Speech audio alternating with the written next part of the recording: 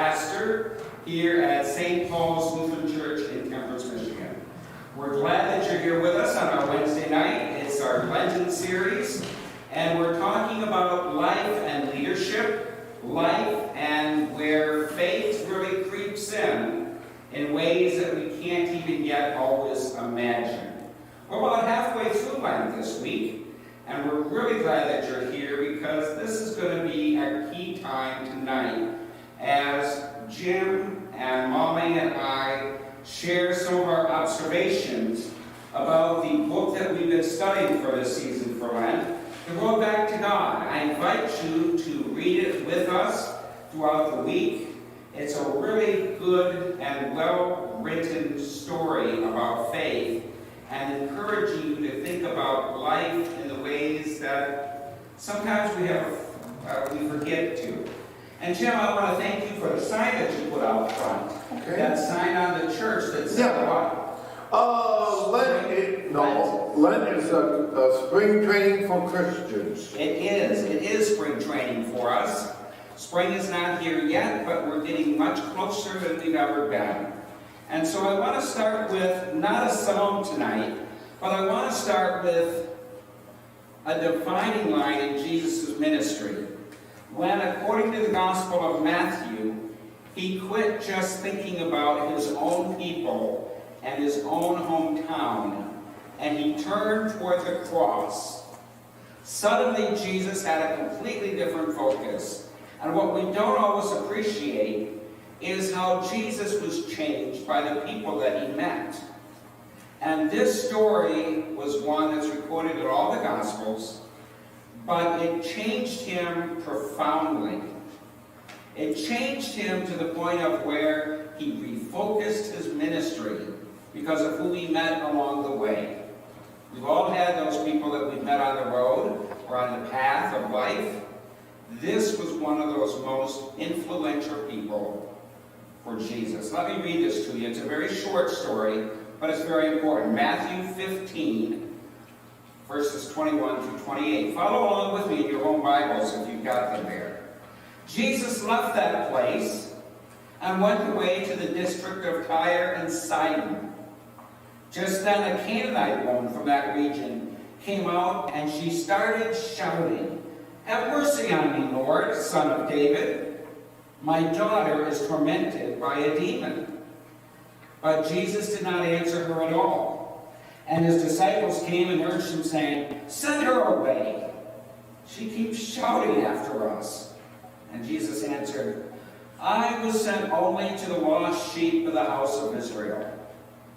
But the woman came and knelt before him, saying, "Lord, help me." And Jesus answered, "It is not fair to take the children's food and throw it to the dogs."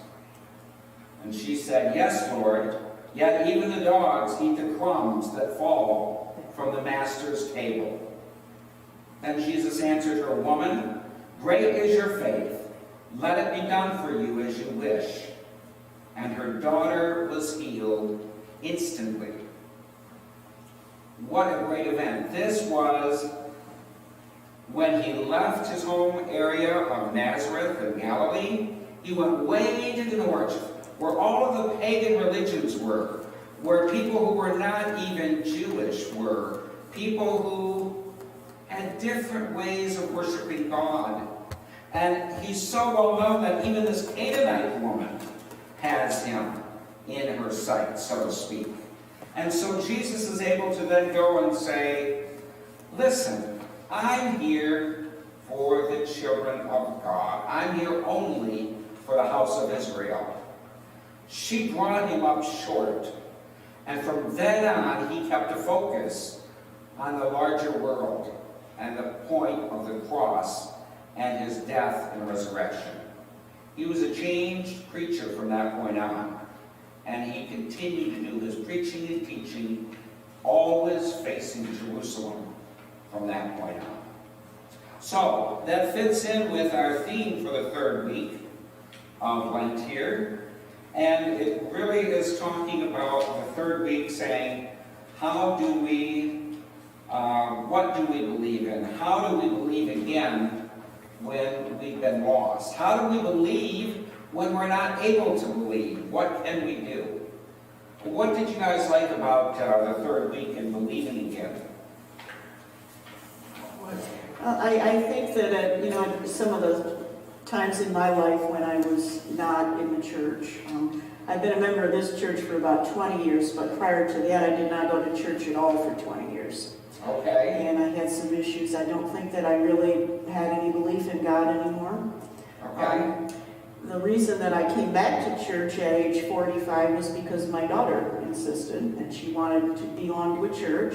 And it actually wasn't me that brought her here the first time, it was her father. How old was Monica at that Monica time? was about 9, I think, 9 So or at 10. 9 she said, I want to be, I want to go to church. and she had never gone to church or that often. Just now and then, maybe with relatives, but she Okay. really didn't have any understanding of the Bible or of Jesus. Right. And we both, became Christians again, I think, at that time. And my ex-husband didn't come back to church, but I did. So he brought you to this church. Yes, and then I came and I stuck here. He wasn't raised as a Christian, so perhaps it was more difficult for him. But Okay. But for you, wow. So to have 20 years of no faith, and now you're completing 20 years, and now you're helping lead us in Lent. How about that? yeah, it was like coming home, I think. Really? Yeah. How so? What do you mean when you say that? I went to communion and I sang the songs and I went through the liturgy and it just felt like something I'd been missing for so many years. Okay. And you grew up in Missouri City, if Yes, I I did. remember right. Yeah. Mhm. Okay, so that presented some other issues in terms of you as a very strong young woman, as a leader, and you had to wonder Well, about your yeah, place. my mother took us we had to go to every event the church held, so we were in church a lot. Okay. Yeah, all Wow. the way growing up. Wait a minute, you had to go to every church event? Every church event that was open to me, yes. Okay. I had to sing in the choir, I had to play instruments, I had to be in the Lutheran League. I think there were other things that I did for the pastor's wife also. Okay. So, Wow. How about you, Jim? Did you ever have a time of... Well, I think I was kind of like Molly growing up being Catholic. You went to church. We went to church every holy day because they had 8 of them. And the only good thing we got off from school. That's before we went, well, the church and state where they followed the public school system. Saturday we went to church. Sunday, of course, we had to go to church. And then during Lent, they had stations of the cross on Friday and Sunday afternoon, which you had to go to. And it got to the point, and then of course every day during the week you went to church. So you were in Church every day. almost every day? And no, there was no almost. Unless we faked a good sickness, Dad and Mom would let us stay home. It wasn't too often. But it was not that, it got to the point where being back then with the church being in church Latin, Right. you didn't understand what he was talking about or what all this stuff was. And it got so boring and so because it's the repetitious over and over. And, I've been here all week. I don't need to be here today. And then you just kind of lose focus. It's like, no, I can't wait till I'm old enough. I don't have to come anymore. So what brought you back then? So you went off to war, and you didn't stay involved in church? Not in the Catholic Church. After I came back, I just didn't even go to church. I might have went once or twice, but most of the time it's just, Sunday, my day off. It says day off. I'm not working. It's day off. And I just fell away because I had a lot of disappointments with God. I'm going to say it that way. I had a lot of disappointments. I always tell everybody, God and I had great talks for 20 years. Leave me alone, it's your fault, I don't need your help. Okay. Very simple. And we had no kind of a conversation with God. And of course, if something went wrong, it's your fault. You let it happen to me, so just leave me go. I don't need you. And that, really, the way it was. The way it was. And eventually I started to go to a Lutheran church. And The only reason I went to the Lutheran church was convenient, because I walked out to my back door. I lived in a house in Perrysburg on Simmons Road. I walked out the back door and I walked over through the church parking lot and went to church. I didn't have to do anything. But I only went like, Christmas I used to go, so I'll go. And I'll sit up in the balcony. But it was just like Molly said, all of a sudden the music and what I remembered when I was growing up and the story of Jesus, I started to go more. But I still had that reservation of me and God. I was still having this nice little Moses tumble Right. up on the mountain. And I really didn't know why things happened and what happened. And to this day, sometimes I can't explain why things happen in my life. I figure I'll find out when I'm dead. But I mean, it's like, almost like a reassurance. Everything's going to work out okay. Like But you had a sense of peace come over you somehow, and you kept looking and searching for I it. searched for it, I looked for it, I asked questions. Maybe not to the right people sometimes, but I asked questions, and I just wanted to find that. If you want to be honest, I want to be honest, I was at the point in my life where all I wanted to do, I was going to go to sleep, next morning I wake up, and the bluebirds were going to sing, and everything that had happened bad to me never happened. So denial. Denial, and all of a sudden you wake up and it's like, oh, It's still there.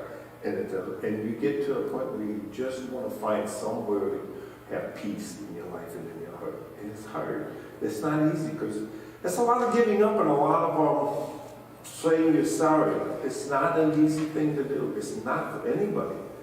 But it's a struggle. But eventually it gets a little easier because one, you do find your church home.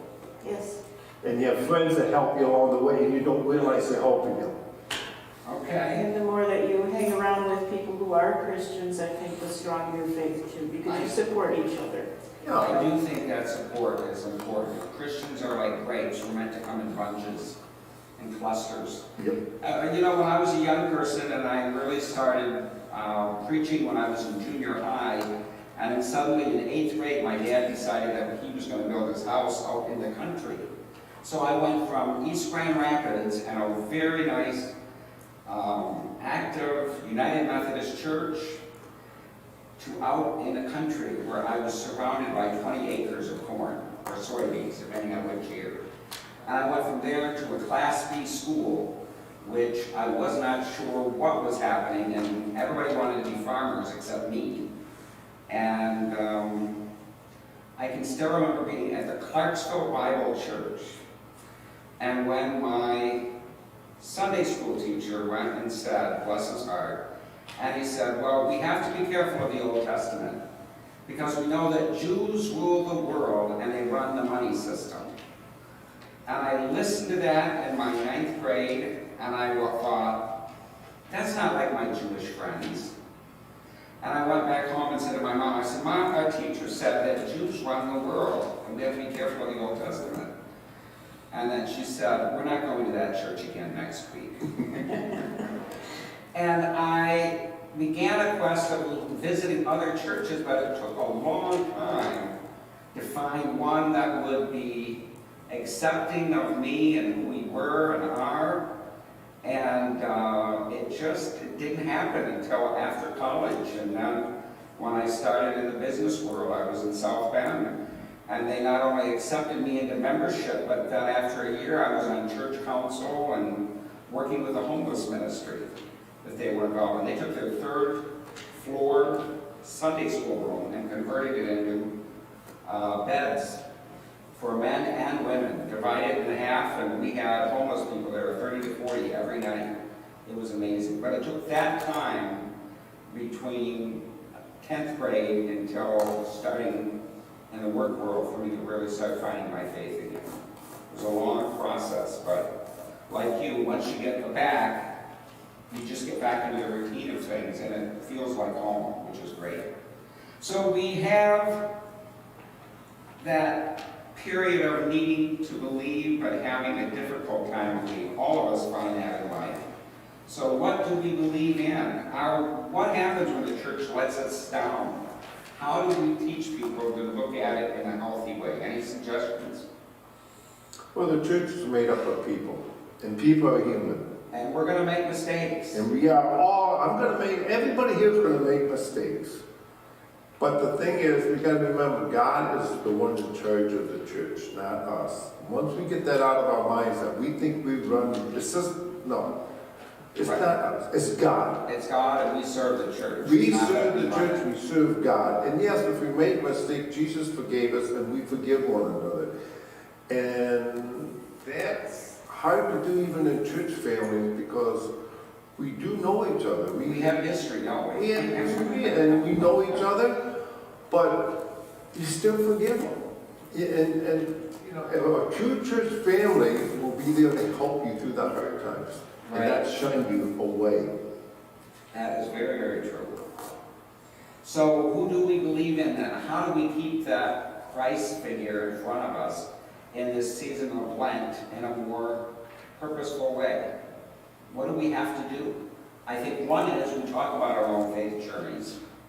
Some of it is prayer, some of it is worship. We have to let go of control sometimes. We can't control everything. Yeah.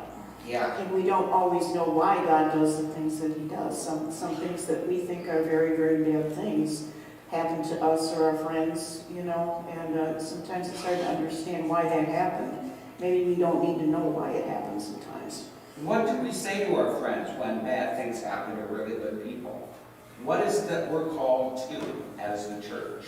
As a church, we are there to support them, not judge them, not criticize them, not say things like, oh, God will take you through this and that, because I don't want to get it. They just want basics. A lot of times they just want a shoulder to cry on. Someone who's going to be there and not say a word. Right. And that's the hardest thing, because we all want to say something. We want to fix the hurt of people. Nobody likes seeing anybody hurt. And I always wish, and this is something I hope that maybe you know about it in Sunday. Does God give out a magic wand we can tap people on the head so that it goes away? I wish that I asked God, why didn't you give us that magic wand? If someone is so hurting, I can tap them and everything is going to be okay. But it's not going to happen. The magic wand, I guess, is where we got in That is the ultimate crossing of the bridge. We're going to talk about that in a second. But, there is no magic wand, and I wish that there was.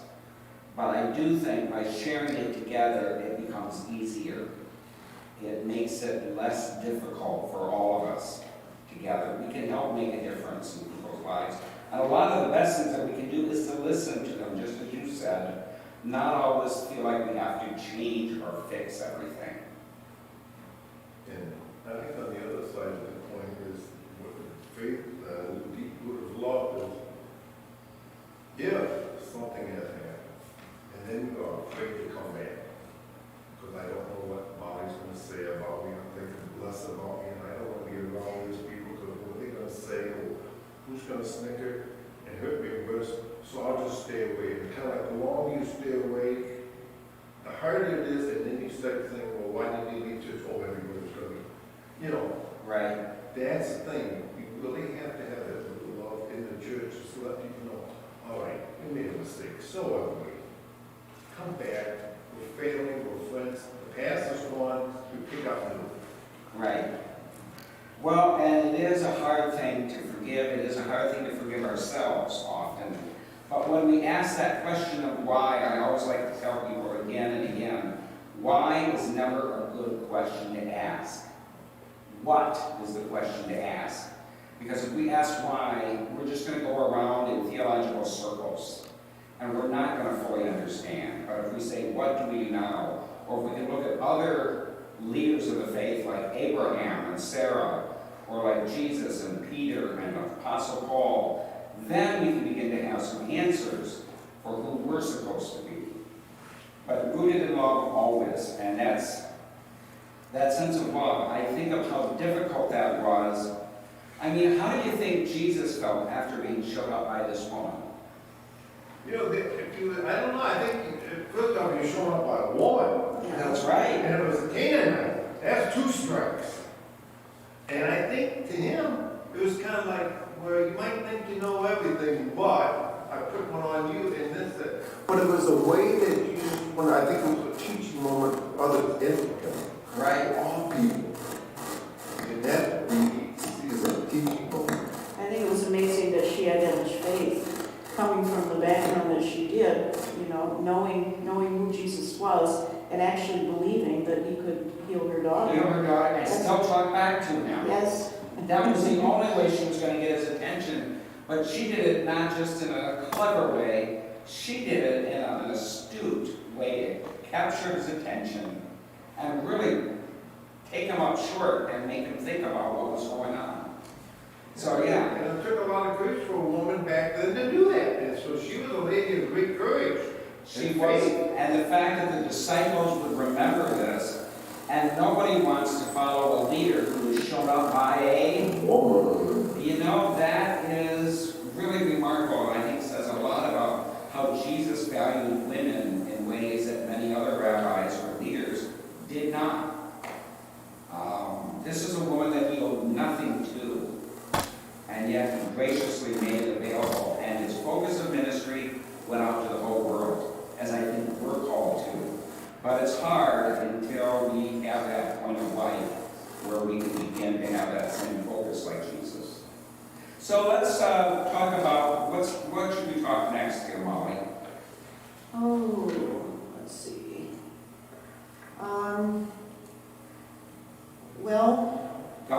Maybe helping other people.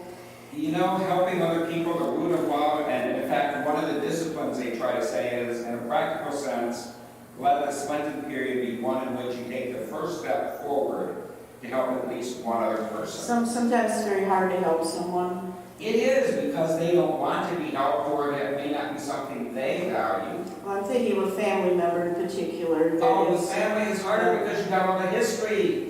With a mental illness that's not treated, and it's, you know, texting me that she's got stage 4 cancer, you know, lying, and, you know, then having people, her husband text me saying that she's dead. You know, and then you just, you know, panic, and it's, none of it's real, and she will apologize to me then. And I say I forgive her, but it's very difficult because it just throws your whole world off, you know. And she's just doing these things for attention or because she can't help it. It's very sad. It's very hard to have a relationship when you can't believe what someone's saying to you, I think. When trust isn't there, or you don't honestly trust that person, or you can't trust their honesty, it's hard to have a relationship. So I very much struggle with this because I know that Jesus really wants me to help her if I can help her. Right. But I don't know how to. I don't know what And to you may do. not be that person. I may not. I feel sometimes that I am, but and I do try. But maybe it's a matter of education. I don't know. Maybe I need to. Or maybe the time hasn't come. Perhaps. Yes. Yeah, how do we keep that hope for the future and still deal with reality? That's a tough one. Yeah, because if you don't have hope, then it's just, you know, let's go cry in our beer somewhere and be done with it. But we do have hope, and it allows us to keep struggling forward, even in the midst of uncertainty. Even when you know what the outcome might be, you want to still keep hoping.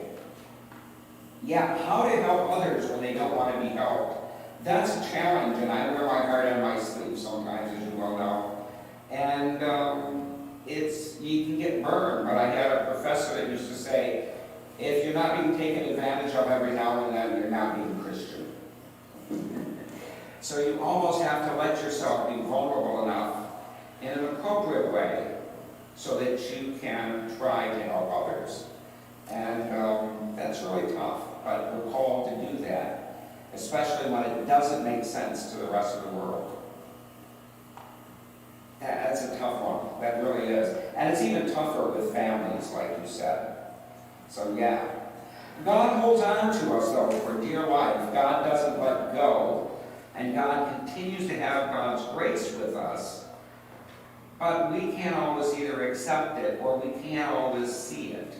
And I think that part of the reason that we need to be in a faith community is so that we can share the moments of grace with others, or tell others, or remind others of, like I've seen you compliment Molly multiple times on how well she did with Monica, and what a beautiful young woman we have in Monica, and now Donald, a neat couple, that who knows how God is going to be using them, but it was because of this congregation and what you guys all helped raise up together. You work together, everybody works together. It's just something, I mean, as a Christian family, you want to see, I want to go with young people, you want to see them grow. Right. You want to see them grow in faith. And you know eventually they're going to take off for college, and they're going to have to learn life lessons, and hopefully that the parents, everybody did good enough that they will show up at church once in a while at the college campus. But they have to learn, and sometimes I think how well we do and teach them, sometimes God's plan is now they're going to have to really listen to me and see. And see everything, and they got to make their own choices. And they see the hard facts, how they get the lessons of the world that most people, though, like some people don't see. And it's hard, and I think, I think there's a lot of good young people I see, I know, personally, that are well, and I know they're probably going to go off in the world, they're going to make mistakes, but they're going to be loved. And if they make a mistake and fall down, we'll help them get up, right off their knees, and go back at it, and keep going. And I do wonder how this whole, us being under COVID for a year and being locked down, isolated, how that is going to affect people in terms of, are they going to be more individuals, or are they going to be more involved with community things? Is that going to make them want to participate in group events more? Or are they going to stay away separate? I think it's going to take it to the middle of summer, and I think you're going to start seeing things start to pick up a little bit more group events, more people are going to come out, more things are going to happen. And I think people are still going to be making sure, which I hope they do, but still we are going to get out and blossom, like the flowers will say, to pop the little heads out of the ground now. I've seen my first daffodil starting to shoot out. Yeah, but it's going to take time, and God's going to help us. If you really believe God will help us do this, like you said, that bridge, And so so right that, at the end of the tunnel, now we can. so we talk about faith is like a bridge here in the last part of this third week. Faith is like a bridge. It is something that keeps us moving forward and not losing our way. And yet, I love this opening line where they said, some people see their Christian faith as a kind of Jesus insurance. Or I can remember people saying in my church when I grew up, well, we think of our relationship with Jesus as fire insurance. Keep us from going down to hell, we're going to have Jesus as fire insurance. You know, that isn't quite the way that I think we're called to lead life. But it is a bridge over to something completely different. And I don't think we understand how different this was for Jesus to react to this woman this way, and that during our season of Lent, we're called to be different with other people. How do we live that out in the midst of difficult days like this? I think we live it out by our life, how we live it daily. I always say when we go to seasons, the only problem with the season, well, I'm just Lent, or yeah, I'm going to be good for 4 weeks, I'm going to be good for 6. Easter's over, I'm done. If you live it every day, just kind of pretend that tomorrow may not come. So who do you want to say you're sorry to now? Who do you want to say thank you? Who do you want to be nice to? Be nice to everybody, because we don't know if tomorrow is going to come or not. I don't know if tomorrow I wake up and something happens. I may not be here anymore. Don't worry, I'll bring the potato salad, okay? What a great service, Jim, and wonderful potato salad. Yeah, I know, I'm going to miss. I'm not my sleep, but I mean, I was reading this, like, Jesus is like for a shit. We used to have a saying in the service, no atheists in a foxhole. Is that true? That is, you see that, because I want to tell you, the first round, when you're out in the field, and all of a sudden you start running and you just see dust flying all over the place, and the rounds are flying and hitting the dust, and then that first round that goes off, and you hunker down, and all of a sudden all this mud comes down, you watch the faces of the other, And I don't care what religion they are, they're scared and afraid. Okay. So you look over and there's a big hole that maybe you could have been in that hole when it blew up. And it really changes it. So I don't care if they're religious or not, they start thinking about, I could be the next, and it's just like I'm home. And it happens. So does that make them more daring, or does that make them more secure? Does that make them... I think, in my instance, I think it made me feel more, not daring to get up, I'm going to do this stuff, more secure, more that I'm going to do everything I can that I was trained to do. And just something about it is like you finally face reality, especially like for me coming from Army, never seeing any of this stuff on TV. And at the movies, all of a sudden, this is now reality. Suddenly you're in war. This is not a game, it's not a movie. If the next time that round blows up, you may be not living or lose a leg or an arm, and all of a sudden, and when you see it for the first time, your whole concept of reality goes out the window, because this is like, oh my God. And it's scary. And you actually lose a part of you because you have no more feelings. In order to survive, you get rid of your feelings. Because if you really start, you can't have feelings. You have to keep going on and on and on. So if you have time to mourn, that's a feeling, you get rid of it. Okay. Otherwise, you're no good for anybody. And that's how you start losing feelings. And it would be difficult if you had feelings to hurt someone else, I'm sure, which you're required to do in the Army. You have to do what you gotta do.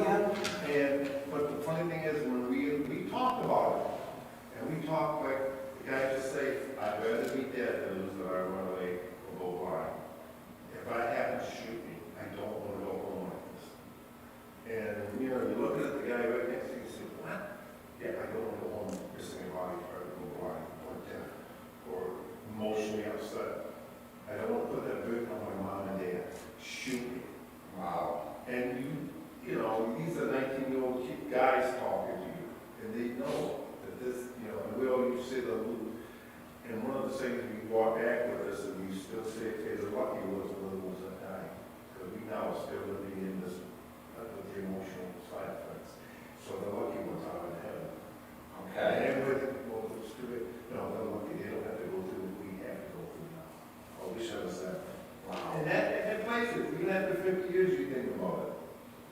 But in that point of some of those first bombs and so forth, it gave you a renewed sense of purpose and more determination to live out what you were training for, and you were more confident. You weren't showed. I think I would just be drawn in fear. You were fear, but the fear was that you were going to do the best you can and the best job you can, because this guy next to you, life depends on you. Your life depends on him, and his life depends on you.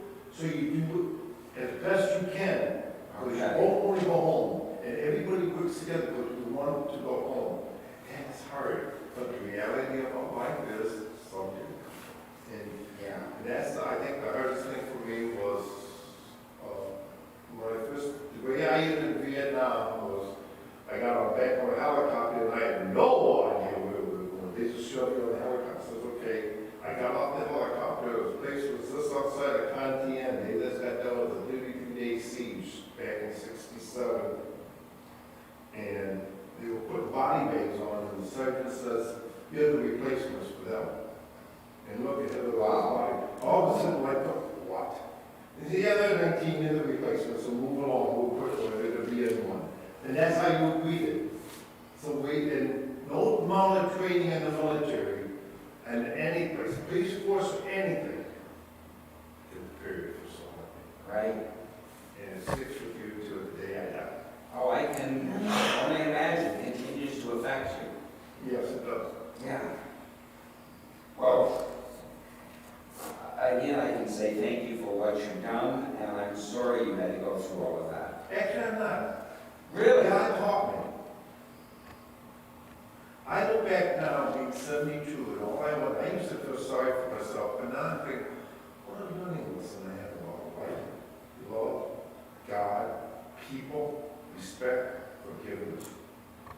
And you can help other veterans too. I mean, that's lots of veterans that need help. And you know, I like working with the elderly. Yeah. I like, and I can trust people. Like if I talk to somebody, I know I'm going to talk right off the bat. I know I can help them. But you know, you can't let everything go. Life reality is better than the book because you look back, someone says, I made it. Look what God was, I guess, a lot of people have told me this, and I still don't believe, God was preparing you to do what you're doing now. I wish you would have told me, it would have made it a little bit easier on me. But no, someone never tells me stuff. It's like people change clock. Oh, I'm sorry. And so there it is with God, with us, we're on that bridge, and we don't know where God is preparing us or where we're going to be landing. And yet we're called to trust and know that it's going to be okay. Is there any bridge you have where you wondered whether it's going to turn out all right? And how you just had to trust on God and go out from there? Being a single parent and getting divorced was pretty rough, I would say. I would say it's very rough. And I was pretty much alone. My family is up in Bay City, and I stayed down here because Monica's dad was living here. And I Okay. had to find a place to live in 2 days, and move her in and get furniture and find daycare for her. That was very hard. And she was how old at that time? She was 2 years old. She was very young. Oh my goodness. Yeah, Okay. she'd never been to daycare before. That was really frightening. That All by happens. myself. I had a few friends, but no family. No real help. So Okay. God was with me. I guess it turned out okay. Yeah. Well, and I think of back in 2012 when Bishop Chris said, I want you to go down and interview with this little church in where? Temperance. And lo and behold, I'm like, yeah. And then when they had me preaching, that's when you folks had me, and I'm like, this is where I need to be. And who's to know where God is going to use me or how this is going to keep happening. But I firmly believe we're headed for something different after this pandemic, and we're in a unique situation. We're different than our neighboring churches in many ways. We are unique, and we're going to live that uniqueness out. We're going to keep going forward. But Pastor, I still have to tell you, we live in the country. Trees go back. And all that time you would understand that freight trains are cut full of corn and grape, and they go back and forth. Yeah. And find a different way around. You do force me to be creative. There's just, you look out for the trains and make another path. God provides another path during Lent, and we need to keep searching for that. I hope this can be helpful. I hope reading this will give you a different sense of who you can be, because we need to grow in this together. So please read the fourth week for this next coming Wednesday, and we're going to talk about the importance of hope and the importance of faith as Jesus continues on his time of the cross. So who do we need to pray for tonight, guys? Who do you need to know? Just have to search your soul. Nancy, what's her last name? Marietta. She's having Nancy right shoulder surgery. And she's going to have a long recovery time, and so Yeah. Matter of fact, we were talking Sunday, if I have to have my left one done, we could be a great pair of them. you could be both ways. Yeah. You could be quite a pair. Oh man. So yes, let's continue to remember them and all the people that are suffering from COVID and people who are recovering from it, because this is not an easy time. Continue to pray for our leaders and for this economy. This is a unique time in the life of our nation, and let's try to be as faithful as we can to both the church and ourselves as we grow together. The Lord be with you. Also with you. Holy and merciful God, we give you thanks for the gift of life and for the ability to serve you during this season of Lent. We remember how your world is placed before us, and you give us a bridge of faith. And not always can we see where that bridge is going. Not always does it seem clear. But when we trust in you, as your Son trusted in your love and grace, things become better. We are able to receive the hope because of our faithfulness towards you and your love for us. Gracious God, let us bask in that love and be encouraged to change. Let us not see things just as they have been, but how they can be in the future. It is through our baptisms that we are united with you, that we receive the gift of your Spirit, and it is through our baptisms that we are able to be faithful to one another and the Church universal. We pray this in the name of Jesus, who taught his disciples to pray as one people. Our Father, who art in heaven, hallowed be thy name. Thy kingdom come, thy will be done, on earth as it is in heaven. Give us this day our daily bread, and forgive us our trespasses, as we forgive those who trespass against us. And lead us not into temptation, but deliver us from evil. For thine is the kingdom, the power, and the glory, forever and ever. Amen. All right, Mariana, what are we singing? What's our final hymn? My faith looks up to thee. All right. Let us sing.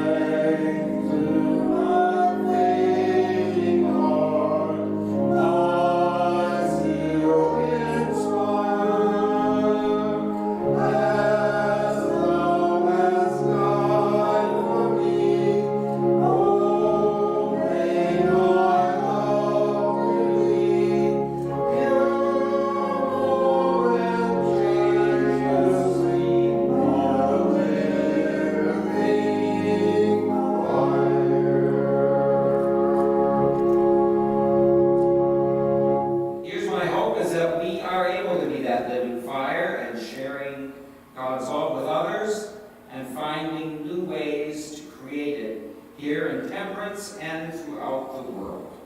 Please, if you need something, call the church. We have a wonderful food closet if you're in need. If you're able to donate to the food closet, we're always looking for donations and extra food. We have our distribution in a couple of weeks. Wednesday. This coming Wednesday. A week from today. And don't forget Saturday, move your clock ahead 1 hour. 1 o'clock hour ahead. So yes, you've already moved all the clocks, and we're thankful for that, Jim. That's really good. So. Confused everybody, but Oh, that's fine. Jim, I don't know what that means when you laugh like that. So nothing is. No, I asked Mariana, I told her when she came in, don't look at the clocks. What does she do? She looks at the clock. All right. Well, my friends, may you be blessed, loved, and cared for. May you go forth and love one another. May you receive the hope of Jesus Christ. May this season of Lent be your spring training to something better than ever before. I bless you in the name of the Father, Son, and the Holy Spirit. Amen. Go in peace. Be in love with one another.